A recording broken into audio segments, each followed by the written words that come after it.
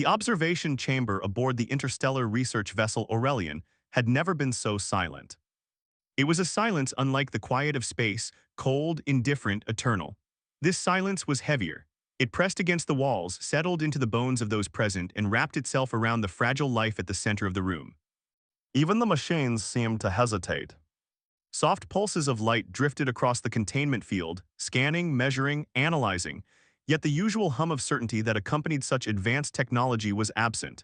Instead, each flicker of data felt like a question no one could answer. Inside the containment field lay a creature that should not have existed.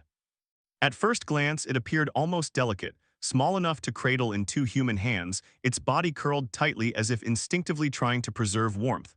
But there was nothing ordinary about it. Its skin was not skin. Scales, fine, translucent, and impossibly intricate, covered its body. They shimmered faintly under the sterile white lights, refracting them into shifting colors that danced across the chamber walls. Blues melted into greens, then flickered into soft gold, like light passing through a prism made of living crystal. Each breath it took made those scales tremble. Each breath came harder than the last. Thin wings rested against its back, fragile as spun glass. Veins of faint luminescence traced through them, glowing dimly with each struggling heartbeat. They twitched occasionally, weak, reflexive movements that suggested instincts far older than any species in the room could comprehend. Its chest rose, fell, stuttered, paused, then rose again barely. A dragon. Not a myth whispered through ancient human stories, not a fossil buried beneath layers of forgotten worlds, not a genetic construct engineered in a lab. A living, breathing dragon. And it was dying. Around the containment field stood the brightest minds of the Galactic Coalition. Each species represented centuries, some millennia of medical advancement. They had mapped genomes of entire ecosystems, eradicated diseases that had once wiped out civilizations, and extended lifespans far beyond natural limits. They had seen everything. Or so they had believed. The Virelians stood closest to the central console, their tall, crystalline bodies refracting light in sharp, geometric patterns. Within their translucent forms, organ clusters pulsed softly, glowing in rhythmic patterns that doubled as both biological processes and communication. Their voices were not spoken, but sung, harmonic vibrations translated into sound by the chamber systems. Cellular degradation continues, one of them chimed, its tones layered with analytical precision. Internal structures are destabilizing at an accelerating rate. Across the room, a Keth surgeon adjusted its stance, its arachnoid limbs clicking softly against the metallic floor. Its many eyes focused on separate streams of data simultaneously, processing each with terrifying efficiency. The organism's metabolic pathways conflict with all known biochemical frameworks, it stated. Energy production is erratic, cellular regeneration is insufficient, failure is inevitable. Floating within a reinforced tank near the far wall, a Dravari elder observed in silence. Its large, lidless eyes reflected the flickering data screens, unblinking, patient. Tubes fed nutrient-rich fluid around its amphibious form, allowing it to exist comfortably in an environment far removed from its oceanic homeworld. When it finally spoke, its voice was deep, resonant, like distant currents moving through an endless sea. Conclusion aligns with projections, the elder said. The organism is non-viable. Continued intervention is inefficient. A pause followed. Then, almost as an afterthought, recommend termination. Preservation for study will yield greater value. No one objected. Why would they? The data was clear. The conclusion was unanimous. The creature was dying, and there was nothing that could be done. The dragon made a sound. It was so faint that, for a moment, it seemed like an error in the audio systems. A soft, broken chirp, more breath than voice. But it was real. And in that fragile, fractured sound was something unmistakable. Pain. The chamber remained still. No one moved. No one reacted. To the assembled experts, it was not a cry. It was a data point. Except to one person. Dr. Elias Vance stood at the edge of the observation chamber, his arms crossed tightly over his chest. His posture was rigid, but not with the detached composure of a scientist observing an experiment. He looked like a man holding himself together. His eyes never left the containment field. Never left the tiny, struggling form within it. He had been silent since the briefing began, silent as the data was presented, silent as the conclusions were drawn, silent as the decision, calm, logical, inevitable, had been made. But now his jaw tightened. His fingers curled slightly against his sleeves. And when the word termination was spoken, something in him shifted. Wait. The word cut through the chamber, not loudly but sharply enough to fracture the stillness. Every head turned. Every gaze compound, luminous, unblinking, fixed on him. The humans. The least qualified individual in the room. The violin nearest the console adjusted its harmonic output, its tone shifting slightly to accommodate direct communication. You intend to contest the consensus? It asked.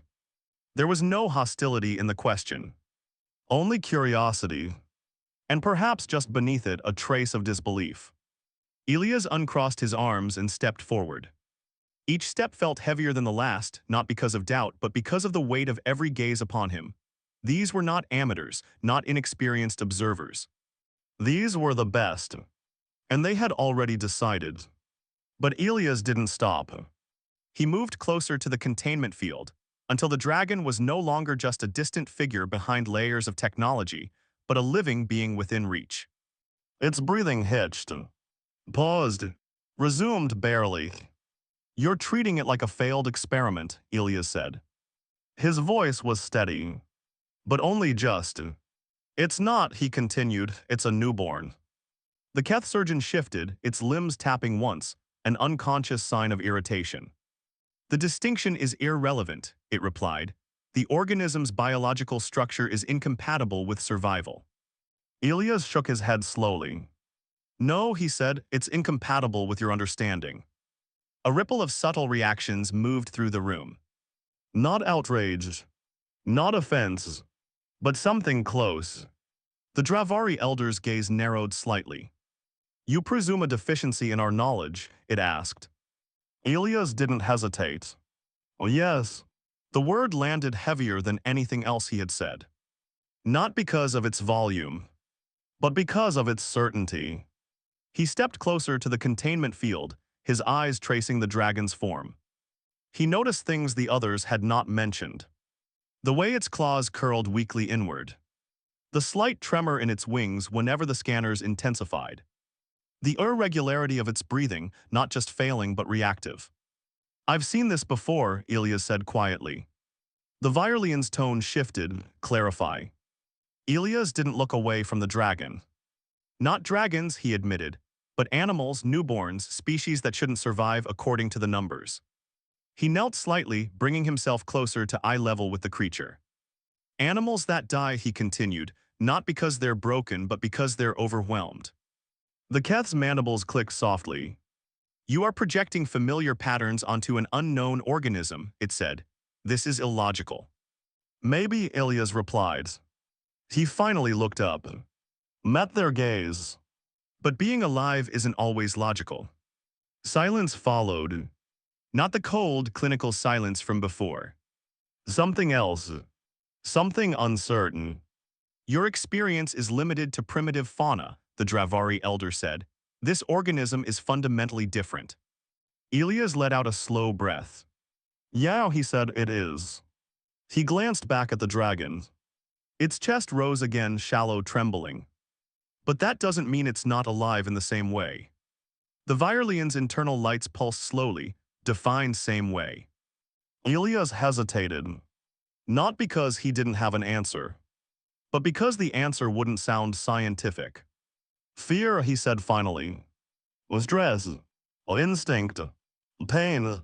He gestured toward the containment field. You've got it under constant scans, constant observation, constant interference. Bright lights, unfamiliar atmosphere, unknown substances. He looked back at them. And you're surprised it's shutting down. The Keth's limbs stilled. That is necessary for diagnosis, it said. For machines, Elias replied, not for bobbies. The word hung in the air. Bobbies, not organisms, not specimens, not anomalies. Something shifted in the room. Subtle, but real. Elias straightened slowly. Life is life, he said, And newborns, they're fragile, not just physically, everything affects them. He gestured again, this time more deliberately. Environment handling stress, even how you approach them. The Viralian's tone softened just slightly. You believe these factors are contributing to its condition. I don't believe it, Ilya said. I know it's. Silence stretched. Longer this time.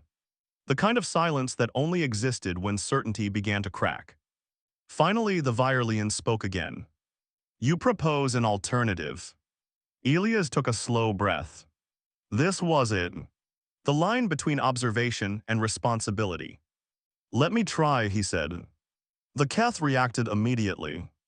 Its limbs tapped sharply against the floor, faster now. Further intervention is a waste of resources, it said.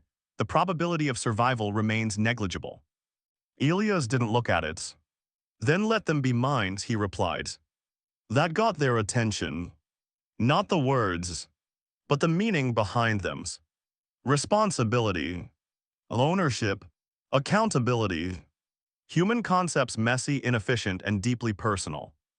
The Dravari elder watched him for a long moment. Long enough that the rest of the chamber seemed to fade. You are willing to assume full responsibility for the outcome, it asked. Elias met its gaze. Didn't hesitate. Oh yes. Another pause. Then, accepted. The word echoed through the chamber. You will proceed under independent authority, the elder continued. All results, positive or negative, will be attributed solely to your intervention. Elias nodded once. Understood. The containment field flickered. The barrier that had separated observer from patient began to dissolve. And for the first time since it had been brought aboard the Aurelian, the dragon was no longer just an anomaly under study. It was a life placed in someone's care. Elias stepped forward, closer than anyone else had dared. The dragon lay still, too still. Its breathing faltered again. A pause. Too long. Elias' heart skipped. Then, a shallow inhale. He exhaled slowly, steadying himself. Hey, he murmured, his voice barely above a whisper. I've got you. Behind him, the greatest medical minds in the galaxy watched. Some with curiosity. Some with skepticism. Some with quiet, unspoken doubt. But none of them intervened. Because, for the first time since the impossible creature had been discovered, they didn't know what would happen next. And neither did the humans. But he stepped forward anyway. Because sometimes, saving a life didn't start with understanding it. Sometimes, it started with refusing to give up. The first thing Elias did was turn off half the machines. The reaction was immediate. A ripple of alarm, subtle, controlled, but unmistakable, passed through the observation chamber. Lights shifted. Data streams flickered. Several monitoring arrays emitted sharp warning tones as their processes were interrupted. To the alien medics, it was the equivalent of watching someone willingly blind themselves in the middle of a delicate operation.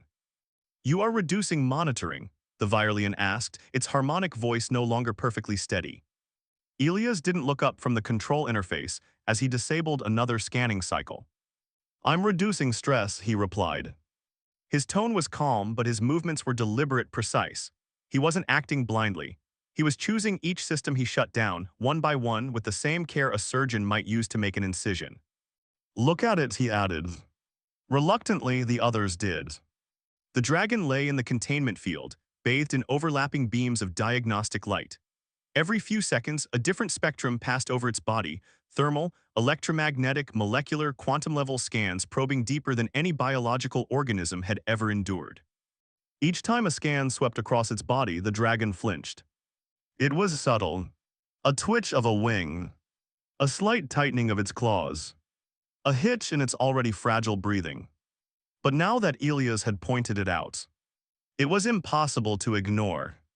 Its vital functions are unstable, the Keth surgeon said. Continuous monitoring is required. Continuous monitoring is causing instability, Elias replied. He finally turned to face them, gesturing toward the tiny creature. Every time one of those scanners hits it, it reacts. You're hitting it with wavelengths it's never encountered, probing systems that might not even function the way you think they do. The Virelian's internal light pulsed, uncertain. You are suggesting the scans are inducing physiological stress. I'm not suggesting, Elias said, I'm telling you. He dimmed the overhead lights. The effect was immediate. The harsh clinical brightness softened, fatting into a low, ambient glow that left the chamber bathed in gentle shadows. The dragon's body, which had been trembling almost constantly, began to still. Not completely. Not yet. But the difference was there. Its breathing, still shallow, became slightly more regular. A faint, almost imperceptible relaxation moved through its tiny frame. A murmur rippled through the observers. Correlation detected, one of the Virelians said quietly. Muscular tension has decreased by 4.7%. The Keth shifted, its limbs tapping in restrained agitation. A temporary response does not indicate causation, it said. Elias didn't argue. Instead, he reached for the containment controls. The support frame disengaged with a soft hiss. Metallic braces that had been holding the dragon in a fixed position retracted, sliding back into the chamber walls. That apparatus is maintaining structural stability, the Dravari elder warned, its deep voice resonating through the room. Elias shook his head. It's restraining it, he said. There's a difference. The dragon's body shifted slightly as the restraints withdrew, its limbs falling into a more natural position. Its wings, no longer pinned, trembled weakly, adjusting instinctively. It can't move, Elias continued. It can't adjust its posture, can't expand its lungs properly. You're trying to keep it stable, but you're making it suffocate. The Keth's mandibles clicked sharply. The organism lacks the strength to support itself. Then we support it, Elias replied, not cage it. He stepped forward, closer than before, closer than anyone else had dared. The containment field flickered, then dissolved completely. A subtle shift in the air followed, a reminder that, for the first time, there was nothing separating the dragon from the outside world. Elias hesitated for only a fraction of a second. Then he reached in. He moved slowly, deliberately. Every instinct he had, every lesson learned over years of working with fragile, frightened animals, guided his hands. No sudden movements. No sharp sounds. No pressure. Just a presence. His fingers slid beneath the dragon's body, supporting it from below. The scales felt smoother than he expected, warm, almost silk-like, but with an underlying rigidity that hinted at strength that had yet to emerge. The dragon stirred. Its claws twitched. Its wings fluttered weakly. For a moment, Elias held his breath. Then gently, so gently, he lifted it. The entire chamber went still. Not one of the alien medics spoke. Not one moved. Because what Elias was doing was unthinkable. He was removing the patient from controlled support. From sterile conditions. From every safeguard their science insisted was necessary. He was holding it. Like it mattered. Elias adjusted his grip, cradling the dragon close to his chest. Immediately, he felt it. The heat. Too warm, he murmured. The dragon's body radiated an unnatural warmth, far beyond what any small organism should produce. It wasn't just elevated temperature. It was a fever. A dangerous one. Thermal imbalance, Elias said under his breath. Of course. The Virelian systems responded instantly. Internal temperature exceeds predicted baseline by 12.3%, it reported. Cooling measures have been applied. Not the right ones, Elias said. He moved toward the environmental controls. Lower ambient temperature, he instructed. By how much, the system prompted. Elias hesitated just for a moment. Then he answered. Gradually 2 degrees at a time, monitor response, not just output. The system complied. Cooler air began to circulate through the chamber. The change was subtle at first. But in Elias' arms, the dragon shifted. Its breathing eased just slightly. Its body, though still hot, began to lose that sharp, feverish edge. Adaptive response confirmed, one of the Virelians noted. Elias nodded faintly. Yeah, he said, that's better. He reached for the fabric he had requested earlier. Soft, insulating, flexible. To the alien medics, it had seemed unnecessary, primitive, even. Why use simple material when advanced containment fields could regulate every variable with precision? But Elias wrapped the dragon in it anyway. Carefully, gently. The fabric folded around the creature, shielding it, not from the environment but from exposure. From overwhelmed. From everything at once. Why conceal the organism? The Virelian asked. Elias glanced down. The dragon's claws had curled into the fabric, gripping it weakly. Because it's scared, he said simply. The dragon made a small sound. Not as broken as before. Still weak, but different. Less like something fatting, and more like something trying. Time passed, measured not in data points but in small changes. Subtle improvements, fragile progress. And then came the hardest parts. Fitting. Elias studied the nutrient solution displayed on the console. Complex, precise, chemically complete. It contained every element the alien medics believed necessary to sustain life. And yet, the dragon was still dying. Your solution isn't wrong, Elias said. It's just wrong for this. The cat stiffened. It is optimized for maximum bioavailability, it replied. Elias gave a faint, humorless smile. Yeah, he said, so is engine coolant. A pause. Doesn't mean you feed it to a baby. He began making adjustments. Dilution, temperature, delivery, not drastic changes, not reckless ones, just different. He warmed the solution slightly, reduced its concentration, changed its texture, not based on data, but on experience, on instinct, on the simple understanding that sometimes survival wasn't about giving the body everything it needed, but giving it something it could handle. He filled a small dropper, moved closer.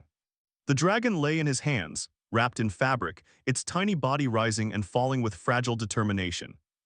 Okay, Elias murmured, let's try this. He touched a single droplet to its mouth. Nothing happened. Seconds stretched. The chamber held its breath. The cath shifted slightly. This confirms. Then, movement. The dragon's tongue flicked. Barely visible. A reflex. Then, it swallowed. The reaction in the room was immediate. It has ingested the substance, one of the Virelians said, its voice rising.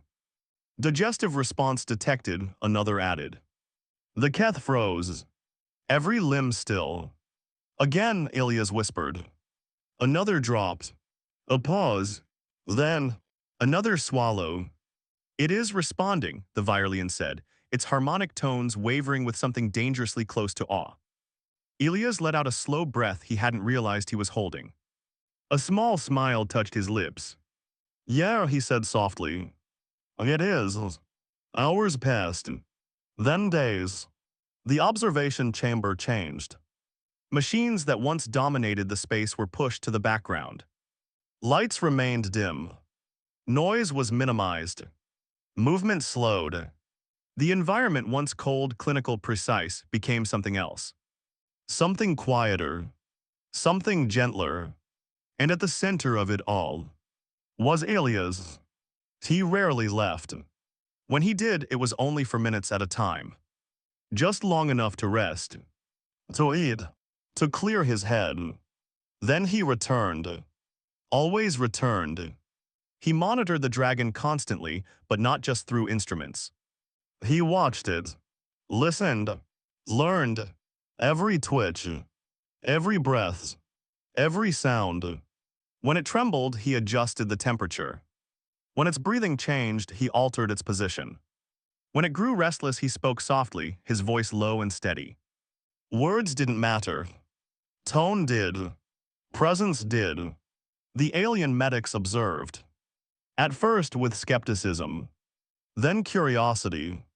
Then something else. Something harder to define. Because the data didn't make sense. By all known models, the dragon should have continued to decline. Its physiology was still an anomaly. Its systems still unpredictable. Its biology still incompatible with established science. And yet, It was improving. Its breathing became steadier. The pauses between each inhale grew shorter. The tremors in its body lessened. Its wings, once limp and unresponsive, began to twitch with more purpose. Small movements, weak, but deliberate. Recovery trajectory is positive, a Virelian reported one cycle. The statement carried a note of disbelief. The Keth did not respond. It simply watched. Days blurred together. Elias adapted constantly. There was no fixed protocol. No established procedure. Only observation. Adjustment. Care. He changed the feeding intervals. Adjusted the solution further. Experimented not recklessly but intuitively. Each decision guided by the creature in his hands. He spoke to it often, not because he expected it to understand, but because silence felt wrong. "You're tougher than you look," he murmured once, as the dragon shifted slightly in his grasp. Another times, "Yeah, I know not fun is it. And sometimes, you're not giving up's good." And slowly, the dragon responded, not in ways the instruments could measure, but in ways that mattered. It moved more. Its claws curled with more strength. Its wings stretched slightly as if testing their limits. And its breathing, steady, not perfect, but alive. Then one day, everything changed. Elias was feeding it again. Carefully, slowly, one drop at a time. The dragon lay cradled in his hands, wrapped in soft fabric, its warmth no longer feverish, but steady. Controlled. Alive. Elias murmured, "No rush." He touched another droplet to its mouth. It swallowed, as it had so many times before. Then, its body stilled. Elias frowned. "Hey." For a brief, terrifying moment he thought, "No, not now. Not after everything's."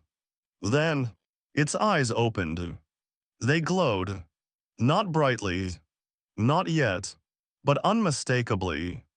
A faint ember-like light flickered within them, like the first spark of a fire not yet fully born. The entire chamber froze. The dragon blinked. Slowly, its gaze unfocused at first, drifting, uncertain, as if trying to make sense of a world it had barely survived entering. Then, it found him. Elias didn't move. Didn't breathe. Didn't even blink. The dragon's glowing eyes fixed on his face. Studied him. Held him there. And in that moment, something passed between them. Not understanding. Not yet. But recognition. The first fragile connection between two entirely different forms of life. Elias let out a slow breath. A soft smile forming almost without his permission. "Hey," he whispered. The dragon's eyes flickered. The faint glow within them brightened just slightly. And for the first time since it had been brought aboard the Aurelian, the impossible creature wasn't just surviving. It was awake. "Recovery is statistically improbable," the Keth insisted. Its voice carried the same cold precision it always had, measured, exact, untouched by doubt. Every word was backed by calculations, projections, and models that had been refined over centuries of scientific advancement. And yet, it sounded less certain than before.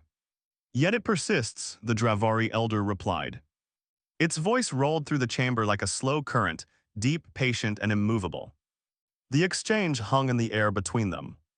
Not an argument, not quite agreement, but something new, something unfamiliar to both. Uncertainty.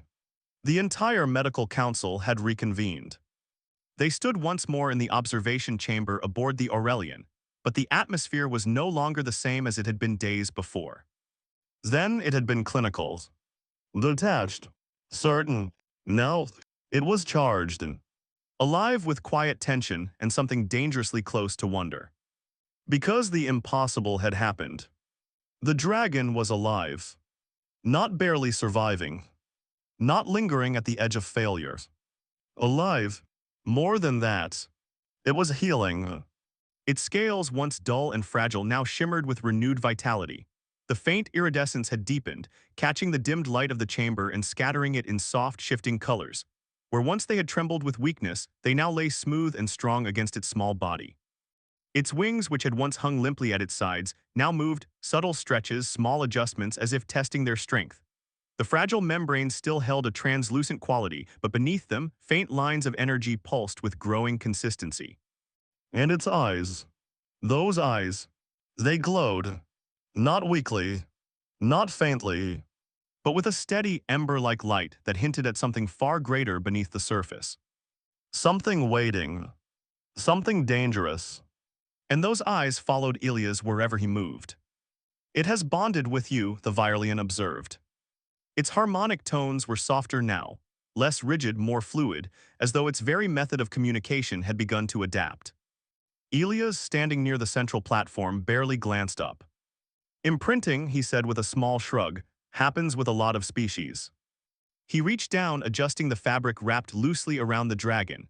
It was no longer necessary for warmth alone, but for comfort. For familiarity. It recognizes you as caretaker, another Violian asked. Ilias hesitated. He looked down at the dragons.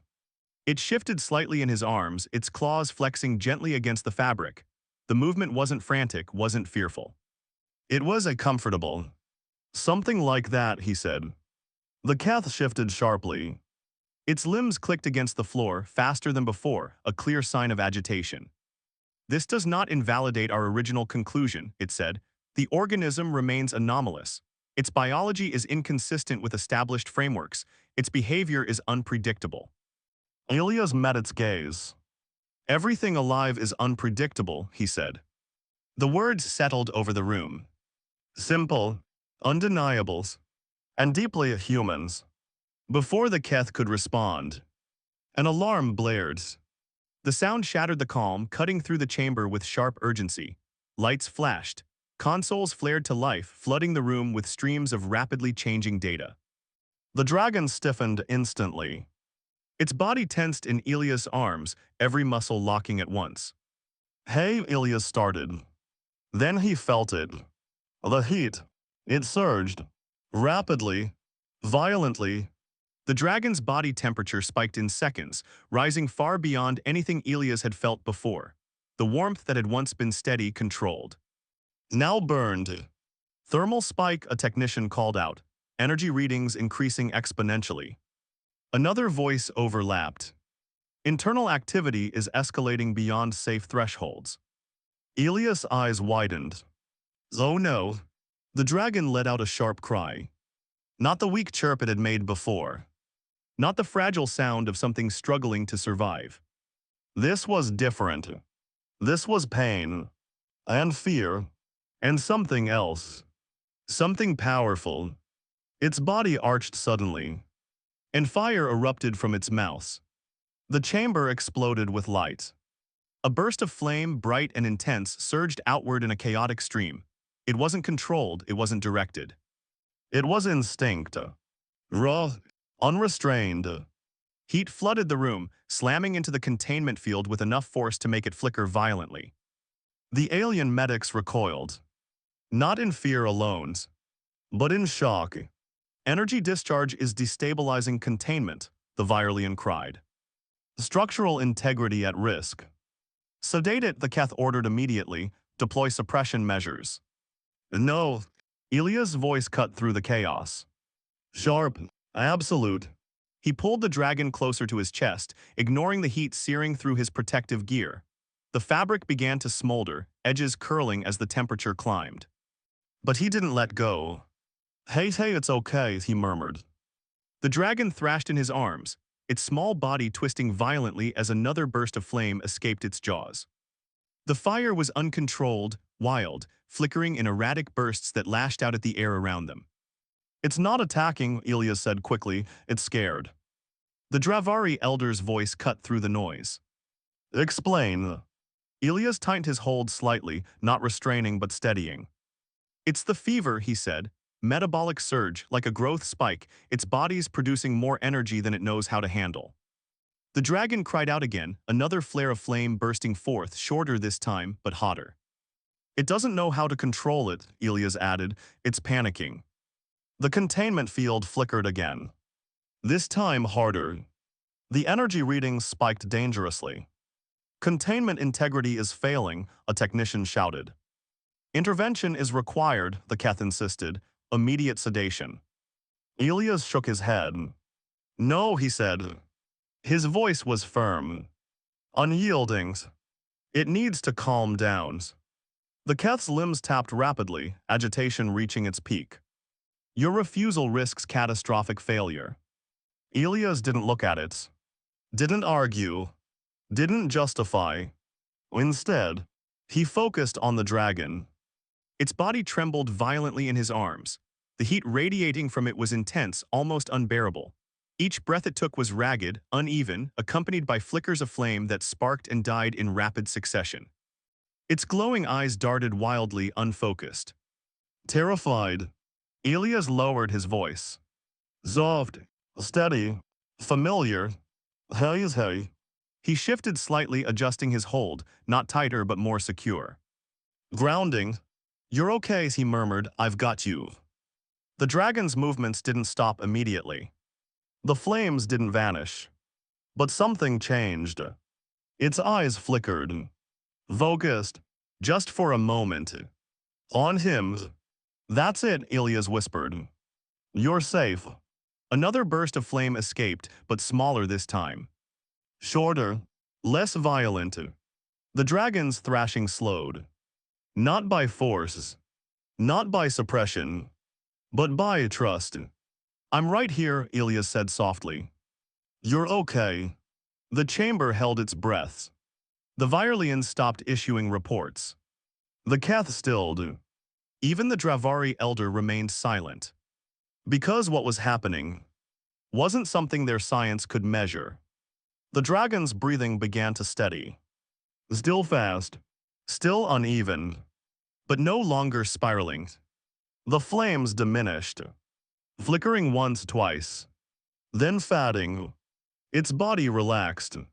Gradually. Slowly. Its glowing eyes locked onto Elias.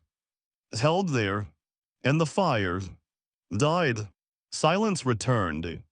Not sudden. Not empty. But earned. The alarm ceased. The light stabilized.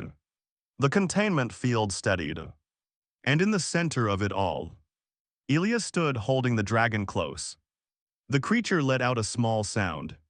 Soft. Exhausted. It curled against him, its body finally cooling, the intense heat fatting into a steady warmth once more. Its wings folded weakly against its back. Its claws loosened their grip. And it rested. No one spoke. For a long moment, the chamber remained completely still. Not out of caution. Not out of procedure. But because no one wanted to break what had just happened. Finally, the Dravari elder spoke. Your methods, it said slowly, defy established medical doctrine. Elias let out a tired breath. A faint smile tugged at the corner of his lips. Yeah, he said. They usually do. A subtle shift moved through the room. Not disagreement. Not resistance. Something else. Respect. The elder studied him. Then the dragons. Then back again.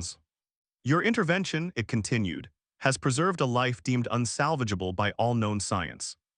Elias looked down at the creature in his arms. It shifted slightly, its glowing eyes opening just enough to meet his gaze. Calm. Safe. Alive. It just needed someone to try, he said. The Virelian's tones softened. What will become of it? Elias considered that. For a moment, just a moment. He didn't have an answer. He reached up, gently brushing a finger along the dragon's head. Its scales were warm. Smooth. Alive. The dragon blinked slowly. Those ember-bright eyes flickering softly. Well, Elias said at last, a hint of humor returning to his voice. I guess that depends. The dragon let out a tiny puff of smoke. Elias blinked. Then chuckled. on whether it decides to burn down the ship first. There was a pause, a brief, uncertain moment. Then, the Virelian emitted a soft harmonic shift. The Dravari elder's posture relaxed slightly. Even the Keth's rigid stance softened, just enough to be noticeable. And for the first time since the creature had been discovered, they left. Different sounds, different forms, but unmistakably the same emotion. Because in that moment, the impossible wasn't just a phenomenon to study. It was a life, and it had been saved. Not by superior technology, not by perfect understanding, not by certainty, but by something far simpler. A human who refused to let it die. And in the vast, silent expanse of space, where logic ruled, and emotion was often dismissed as inefficiency, one small dragon lived. Because someone chose to care.